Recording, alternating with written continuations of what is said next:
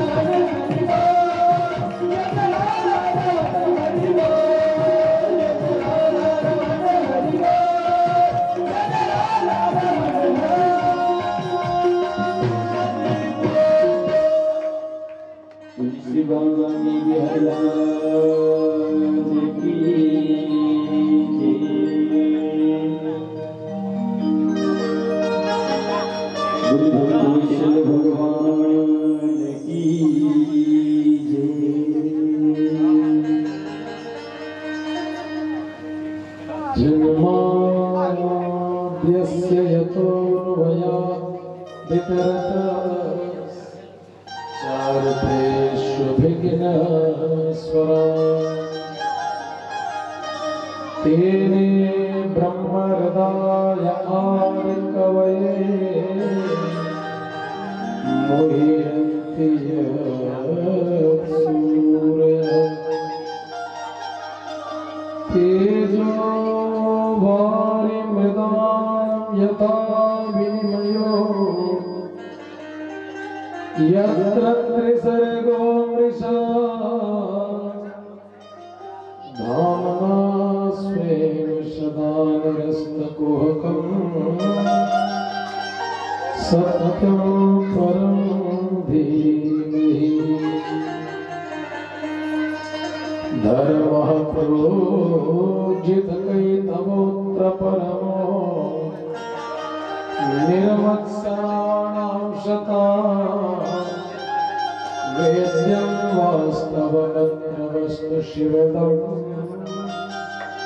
आपत्रयोन्मूलनम् श्रीमद्भागवते महामुनिकृते किं वा परेरीश्वरः सद्यो हृद्यवरुध्यते त्रिकृतिभिः शुश्रूषुभिस्तच्छणा निगमकल्पतरोर्गलितं फलम् शुकमुखादमृतद्रवसंयुतं पिबत भागवतं रसमालयम् मुहुर्हो रसिका भुवि भावुका। परम मंगलमय परात्पर अकारण करुणा मुरारे तड़ित विनिंदित पीतांबरधारी नंदनंदन यशोदानंदन चंदन मोहन की वाल्मीकि प्रदेश स्वरूपा श्रीमद् भागवत महापुराण सप्ताह ज्ञान यज्ञ में आज हम और आप प्रवेश करेंगे। कल आप सबने महात्म्य की कथा सुनी। महात्म्य कहते हैं महिमा को, किसी के बारे में जब तक हम सुनेंगे नहीं तब तक उसको समझ नहीं पाएंगे, और जब तक समझेंगे नहीं तब तक उसको हृदय से मानेंगे ही नहीं, और जब तक मानेंगे नहीं तब तक कैसे कल्याण होगा। इसीलिए कल की कथा जो आप और हम सब श्रवण किए वो कथा महात्म्य की कथा थी। जैसे कोई भी विशिष्ट व्यक्ति आपके बीच में आकर के बैठ जाए, लेकिन यदि आपको पता नहीं है तो वो बैठा भी रहेगा तो आपको उससे कोई मतलब नहीं रहेगा।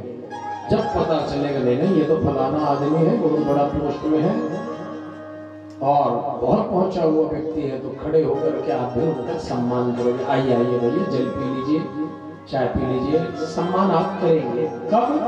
जब आप जानेंगे तब। वैसे ही भगवान को जानने की कथा कल थी कि भगवान हमारे कैसे हैं, कैसे कृपा करते हैं, कैसे कैसे जीवों पर भगवान कृपा करते हैं। जो जीवन पर्यंत केवल पाप ही पाप कर्म किया, ऐसे पापियों का भी उद्धार और पापियों का भी शोधन श्रीमद् भागवत महापुराण सप्ताह ज्ञान यज्ञ से संभव है, करके दिखाया। इसलिए हम और आप लोग तो इतने पापी नहीं है जितना धुंधकारी था। भाई सभी माता पिता की सेवा कर रहे हैं, बढ़िया उनके साथ रह रहे हैं, चाहे जैसे भी हो माता पिता की सेवा तो करते ही हैं। तो हमारा कल्याण भगवान क्यों नहीं करेंगे? अवश्य करेंगे। आज प्रथम दिवस की कथा में ये जानेंगे कि भागवत में क्या क्या है और कितना है। भागवत में 12 स्कंद है, 12 स्कंद है, 1 से लेकर के 12 तक। 12 स्कंद है, 335 अध्याय है। 12 स्कंद है इसमें, इसीलिए 12 तिलक भी लगाते हैं वैष्णव लोग। मस्तक पर लगाते हैं, हृदय में लगाते हैं, हाथों में लगाते हैं, ऐसे करके 12 स्थानों में लगाया जाता है। इसीलिए वैष्णव लोग 12 जगहों पर तिलक लगाते हैं। 12 स्कंद 335 अध्याय ऐसे श्रीमद् भागवत महापुराण है, जिसमें भगवान वेद व्यास जी ने ही इसका विस्तार किया है। और वेद व्यास जी ने, महाराज जी ने सर्वप्रथम श्लोक में ही जो स्तुति की है, उस स्तुति के भी बड़े अद्भुत अद्भुत अर्थ हैं। जीवन में यदि किसी को सुख चाहिए, 1 घंटे का सुख चाहिए व्यक्ति को, क्योंकि आज हर व्यक्ति कहीं न कहीं दुखी है, कोई तन दुखी, कोई मन दुखी, हर कोई दुखी है। ऐसे दुखी संसार में कोई सुखी होना चाहे 1 घंटे के लिए, तो उसको सो जाना चाहिए। क्या करना चाहिए भाई? सोओगे तो बिंदास हो जाओगे, टेंशन भूल जाओगे, घर में जो लड़ाई झगड़ा हुआ रहेगा गुस्सा के सो जाओगे, तो सोओगे तो भूल जाओगे, उठोगे तो थोड़ा ताजगी महसूस होगी, उस समय तो भूल जाओगे। तो 1 घंटे का सुख चाहिए तो क्या करना चाहिए? सो जाना चाहिए बिंदास। और यदि 1 दिन का सुख चाहिए, 1 दिन सुखी रहना चाहिए, अपने परिवार, अपने फैमिली, अपने बच्चों के साथ, अपने पति के साथ कहीं पिकनिक पर चले जाना चाहिए। कहाँ चले जाना चाहिए? हाँ, कहीं भी अपने घर से दूर, क्योंकि रोज रोज घर में भोजन बना बना के थक जाते हैं, पक जाती है माता। रोज वही चूल्हा, वही चौकी, वही रोटी, वही बेलना देख देख के माता खराब हो जाती है। हाँ? तो 1 दिन के लिए कहीं पिकनिक पर चले जाओ, अथवा कहीं बढ़िया तीर्थ स्थान दर्शन के लिए चले जाओ, अथवा कहीं विदेश फॉरेन ट्रिप करके आ जाओ, कहीं भी जहां आपका सामर्थ्य शक्ति है। 1 दिन के लिए पिकनिक के लिए चले जाओ तो बढ़िया टेंशन फ्री, यहीं से बना लो, फिर भी बना के रखवाते हैं कहते पराठा पूरी बना के रख लो, वही खाएंगे। जाने वाले बड़े होशियार, कहते खरीदना ना पड़े, उधर ही बना के ले जाते हैं, वही खाएंगे, चाहे जैसे हो। घर से तो अच्छे रहेंगे ना, बाहर। 1 दिन का सुख चाहिए तो पिकनिक पे चले जाना चाहिए। और 1 महीने का सुख जिसको चाहिए, उसको क्या करना चाहिए जानते हैं? उसको ब्याह कर लेना चाहिए। क्या कर लेना चाहिए? विवाह करना चाहिए। विवाह के बाद 1 महीना तक वो सुखी रहेगा। क्यों? क्योंकि पहले जब तक विवाह नहीं हुआ रहता है तो कन्या उसको बढ़िया क्या दिखती है? चंद्रमुखी लगती है। क्या लगती है? चंद्रमुखी। बात भी करेंगे तो मेरी चंद्रमुखी ऐसे कहते हैं। और जैसे ही ब्याह हो जाता है, 1-2 साल बीतता है, तो वही जो है चंद्रमुखी से सूर्यमुखी में बदल जाती है। सूर्यमुखी क्यों? क्योंकि जब देखो तब गुस्सा ही करती रहती है, तो सूर्यमुखी। वही 10-5 साल निकल जाता है शादी करना, 10 साल 5 साल, तो फिर वो चंद्रमुखी भी नहीं, सूर्यमुखी भी नहीं, वो ज्वालामुखी बन जाती है क्या बन जाती है? ज्वालामुखी। इसलिए 1 महीने का सुख चाहिए। 1 महीने तक तो बिल्कुल बिंदास हो, जो कहोगे पति देवाज ये बना दे, गाजर का हलवा बनाए, खीर बनाए, सेवइये बनाए, जो आपको पसंद होगा बना बना के खवाएंगे।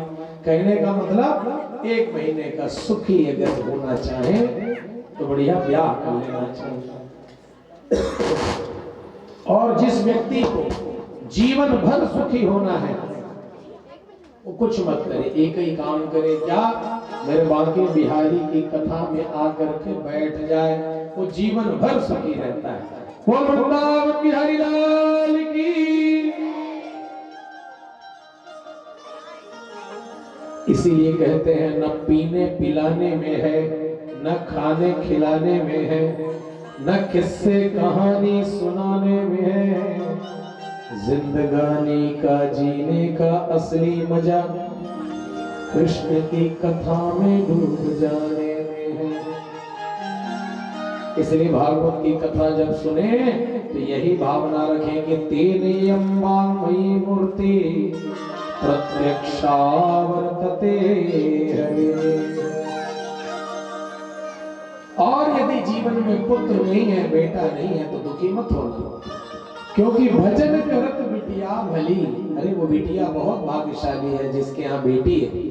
बहुत भाग्य, जन्म जन्मांतर युग युगांतर कल्प कल्पांतरों का जब भाग्योदय होता है तब घर में बेटी का जन्म होता है। किसका जन्म होता है? बेटी का। क्यों?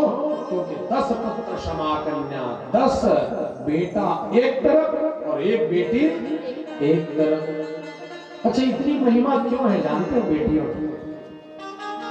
हर जगह बेटियों को प्राथमिकता क्यों दिया जाता है? 10 पुत्र क्षमा कन्या, हमारे धर्म शास्त्रों में यही लिखा है कि 10 बेटा एक तरफ, एक बेटी एक तरफ। इतना महत्व है बेटियों का। क्यों? क्योंकि बेटी एक कुल को नहीं तारती है, बेटी जो है 2-2 कुलों को तार देती है। किसके किसके? अपने माता पिता को तो तारती ही है, और जहाँ बहू बन के जाती है वहाँ सास ससुर के यहाँ भी उनके भी पूरे पवित्र को जो है उनके पावन कर देती है, पूरे कुल को पवित्र कर देती है। इसलिए दोनों कुलों को दीपक जलाने वाली होती है बेटी। इसलिए सब कहते हैं बेटी क्या करो, बेटी पढ़ाओ बेटी बचाओ। लेकिन एक बात मेरे समझ में नहीं आता, सब लोग यही कहते हैं बेटी पढ़ाओ बेटी बचाओ, कोई ये क्यों नहीं कहता कि बहू पढ़ाओ बहू बचाओ? सब बेटी कहते हैं। ये भी होना चाहिए कि बहू पढ़ाओ और बहू पढ़ाओ। भाई बहू को भी तो आगे बढ़ने का अवसर दो, खाली बेटी पढ़ाओ बेटी बचाओ बस। बहू को भी पढ़ाओ, अगर पढ़ी लिखी है, बढ़िया शिक्षा कर्मी में जा रही है, जॉब कर रही, तो उसको भी जाने दो बढ़िया, कोई पाबंदी नहीं, चकाचक रहे बढ़िया, अपने नियम धर्म में बढ़िया रहे, उसके बाद क्या डरना है। इसीलिए 10 पुत्र क्षमा करना, कहीं भी माताओं को नीचे स्थान शास्त्रों ने नहीं दिया, सदा ऊपर ही स्थान दिया है। क्यों? क्योंकि ये रत्न गर्भा होती है, इनके गर्भ से ही जितने चराचर जीव जगत में जो भी पुरुष हैं वो सब कहां से जन्म लिए। यदि संसार में माँ नहीं होते तो ये जितने भी पुत्र हैं ये सब घूम रहे कहां से आते हैं? माँ से ही तो जन्म पाते हैं। जब कन्या ही नहीं होती तो कहां से संसार आगे बढ़ता? इसीलिए 10 पुत्र क्षमा कन्या, 10 बेटा एक तरफ एक बेटी एक तरफ। इसलिए कहते हैं शास्त्रों में कि भजन करत बिटिया भली, विमुख होय जो पूत, और शबरी को मुक्ति मिली, अधुंधकारी भयो भूत। क्या हो गया? वो भूत बन गया और शबरी को मुक्ति मिल गई। ऐसी जीवन की गाथा है। इसलिए ऐसा जीवन जियो। और सबसे पहली कथा तो यही है भागवत की कि अपना जीवन को संवारना। भागवत की कथा तो आप हमेशा सुनते रहते हैं, कभी इस गली में कभी उस गली में, कभी ये महाराज से कभी वो महाराज से। जीवन में परिवर्तन कितना आया इसका महत्व है। ये मुक्ति मरण को तो ये सुधारती ही है, मरण को मंगलमय बनाने वाला धर्मशास्त्र है हमारा श्रीमद् भागवत महापुराण। लेकिन जीवन जब हमारा जब तक है तो उस जीवन को भी आगे बढ़ाने वाले हमें किन कर्तव्य विमूढ़ जब हम हो जाते हैं, संसार में क्या करें क्या न करें, तब मार्ग प्रशस्त करने वाला कराने वाला भी हमारा शास्त्र है श्रीमद् भागवत महापुराण, रामचरितमानस। ये सब क्या है? ये जीवन जीने की कला है और मरने की कला है श्रीमद् भागवत महापुराण। आज इसलिए जब तक जीवन रहे तब तक अच्छे से जियो। जिंदगी जब तक जियो खुश रहो आबाद रहो,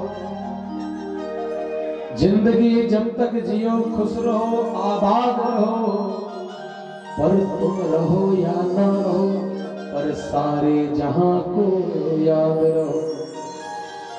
ऐसे रहो कि पूरा दुनिया जाने के बाद भी याद करे। इस संसार से कोई कुछ लेके नहीं जाता है, जो आया है वो ऐसे ही चला जाता है। इसलिए ऐसा कर्म करो कि व्यक्ति जाने के बाद आपको याद करे, क्योंकि लिखा है कि मरने के बाद भी जिस व्यक्ति को लोग प्रेम से याद करते हैं कि अरे भैया कितना अच्छा आदमी था, बेचारा चला गया। और लेकिन देख लेना, जीते जी कोई नहीं कहता है कितना अच्छा आदमी था, और जैसे ही कोई मर गया ना, अरे बहुत अच्छा आदमी था बेचारा मर गया। क्या मरने के बाद सब बढ़िया कहने लगते हैं। तो जिसको मरने के बाद कोई कह दे भैया कितना अच्छा आदमी, समझ लेना वो मरा हुआ नहीं है, वो आज भी जीवित है। क्यों? क्योंकि उसकी कीर्ति जब तक जीवित रहेगी तब तक वह व्यक्ति जीवित रहेगा। तो कभी मरता नहीं जिसकी कीर्ति जीवित है। इसलिए ऐसा कर्म करो कि आपके घर परिवार कुटुंब समाज राष्ट्र आपको याद करे, हमेशा आपका नाम ले। वह व्यक्ति कभी नहीं मरता है, मर करके भी नहीं मरता है। जन्माद्यस्य यतोऽन्वयादितरतस्य जन्मादि आदिविका, ये 2-3 अध्याय आपके समझ में नहीं आएगा। बहुत ध्यान से सुनोगे तो समझ में आएगा, नहीं तो नहीं आएगा। इसको सरल से सरल करके सुनाते हैं। जो भगवान जन्म मृत्यु से परे है, न जिनका कभी जन्म होता है न मरण होता है, ऐसे भगवान भी जन्म धारण ग्रहण करते हैं। जन्मादि आदि विकार रहतश्यापि, और वसुदेव जी के यहाँ आए भगवान कृष्ण बन गए। और जब परमात्मा, तो ब्रह्मा ने देखा कि ये जगत का जो भोक्ता है वह भी कैसा यहाँ ब्रह्म आकर के बालक बना है। तो तेने ब्रह्म हृदय आदि कवये मुह्यन्ति यत्सूरयः। आदि कवये ब्रह्मणे, आदि कवि कहते हैं ब्रह्मा जी को। किसको कहते हैं? ब्रह्मा जी